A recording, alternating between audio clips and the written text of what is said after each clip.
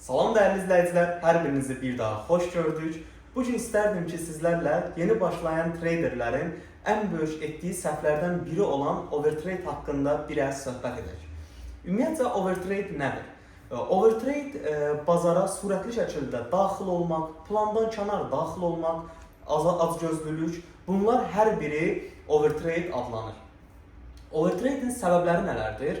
Stop loss olduqdan sonra emosional giriş, darıxmaq, yəni ola bilər ki, bazar konsolidasiya dövründə ola bilsin.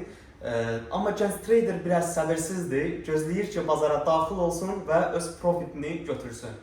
Azgözlülük, yəni müəyyən bir qazanc əldə etdikdən sonra yenə də istəyir ki, daha çox qazanc əldə etsin və bu da böyük itkilərə səbəb olur. Overtrade'in nəticələri nələrdir? Başlıca nəticələrindən biri risk management pozulur və böyük itkilər baş verir. Sonra başlayır strategiyanın strategiyaya uyğun olmayan girişlər daxil olmağa, giriş nöqtələri daxil olmağa və bundan qaçmaqdan ötürü biz nə edə bilərik? Ən vacib amillərdən biri odur. Biz belə deyim, günlük əməliyyatlarımızı limitləyə bilərik. Yəni maksimum gün ərzində 3-5 əməliyyat aça bilərik və yaxud da day-loss özümüzə təyin edə bilərik. Yəni məsələn gündəlik maksimum depozitimizin 3%-ni itirə bilərik.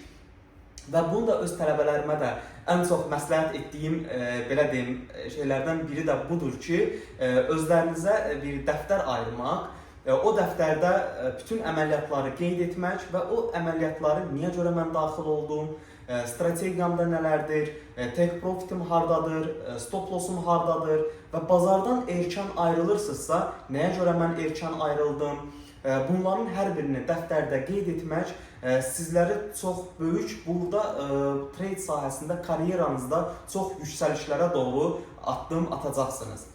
Və bunu da deyib, videonu çox uzatmaq istəmirəm, bunu da deyib, videonu yekunlaşdırmaq istəyirəm ki, nəzərinizdə daima qalsın ki, hər gün trade edən güclü trader deyil, hər gün düzgün şəkildə trade edən güclü traderdir. Bizi izlədiyiniz üçün təşəkkür edirəm.